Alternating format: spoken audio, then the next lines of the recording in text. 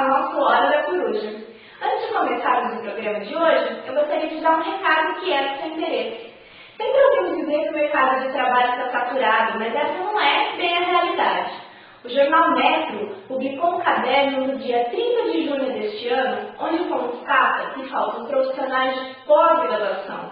E na hora de escolher uma universidade para se especializar, você deve avaliar sua história, corpo docente, reconhecimento no mercado de trabalho.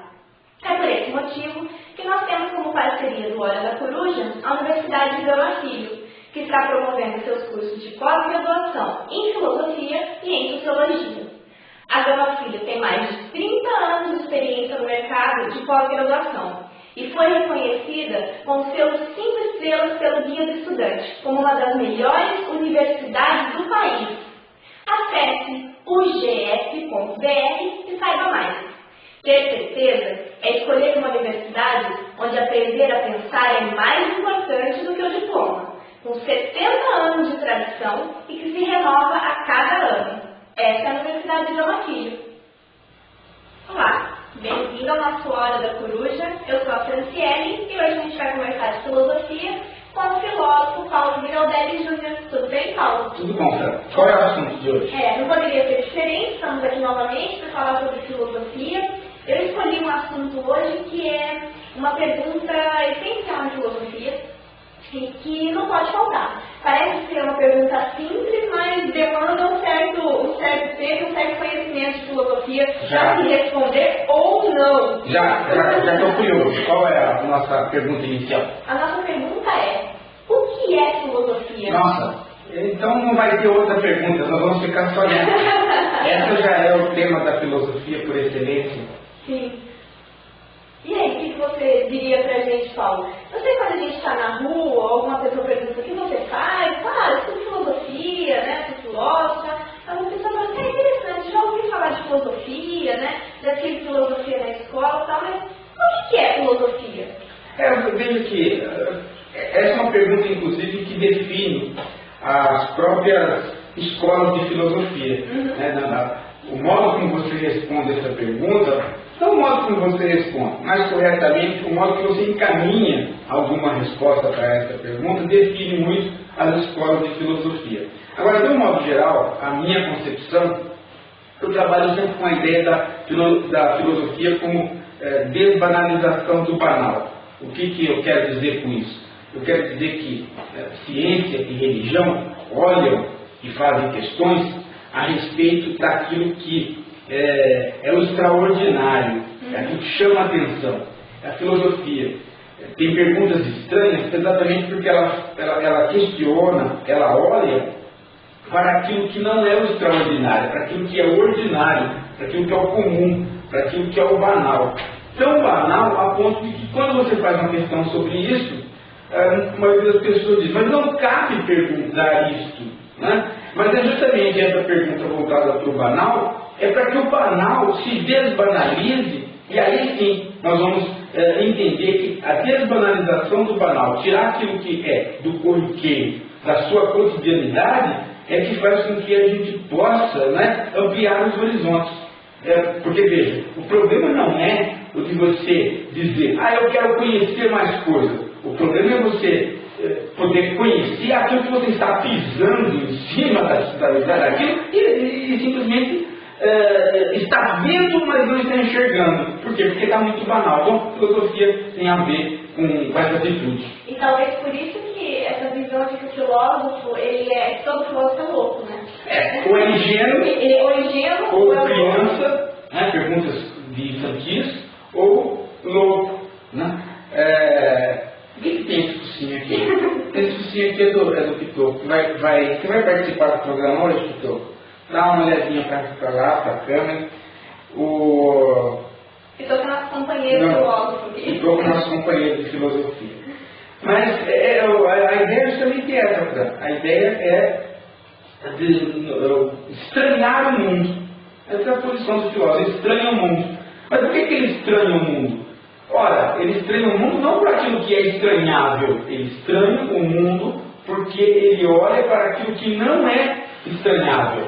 Então, ele olha para o banal. Você tem uma série de coisas que são banais. O próprio mundo, o próprio cotidiano é banal. A gente falar que a filosofia surgiu, na verdade, como uma observação no cosmos, e depois com Sócrates, essa observação do homem. Quer dizer, foi justamente assim, observando e fazendo perguntas sobre coisas que eram banais, que estavam ali no mundo, que daquela forma. Exato. Quer dizer, você olha para o céu, as estrelas estão lá, como sempre. Né? O que é se perguntar sobre elas? Elas estão lá todos os dias. A noite as estrelas não estão lá. Ou seja, por exemplo, se perguntar. O sol nasce todo dia, tem história, o sol sempre nasce. O que ela se perguntar? No final da tarde. Por que alguém perguntaria se o sol vai nascer amanhã, não é? E isso também, não no caso dos cosmólogos, dos primeiros filósofos, mas no caso dos Sócrates, também para a realidade humana. É isso que eu ia falar, para você falar um pouco sobre esse método socrático de se filosofar. Bom, você vê que os filósofos cosmólogos, os primeiros filósofos, eles têm como objeto a physis, que é a natureza. Uma tradução aí meio forçada, né? Traduzir physis para a natureza, mas enfim, trata-se do mundo. Não que os filósofos pré-socráticos não pensavam questões humanas, questões de moral. Pensavam também, mas em relação a ideia de cosmos, qual é a ideia de cosmos? É a ideia de harmonia. Por isso, essa maquiagem sua, né, que é o cosmético, o que ela faz com o rosto? Harmoniza o rosto. O cosmos é exatamente aí. Né? O cosmético vem de cosmos, do quê? Da harmonia. O mundo está harmônico, não está desarmônico. Eu olho para as estrelas, eu chego a pensar a seguinte coisa, né? Poxa, há uma organização nisso. Eu olho para um exército e falo, há uma organização nisso. Eu olho para... O harmônico depende de uma organização. Então, portanto, pode haver um princípio nisso daí. E o princípio é o arqué dos gregos. Aquilo que dá a organização ao organizado. Aquilo que põe um rumo para o harmônico. Aquilo que dá o princípio da sua harmonia. Então, veja, isso é o arqué. A busca de um princípio para a harmonia, a busca de um princípio para o cosmos. Ok, mas o Sócrates não está interessado nisso.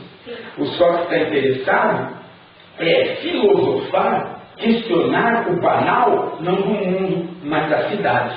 Então, ele pergunta para as pessoas, né, se elas... Ele quer saber se elas sabem o que elas dizem saber.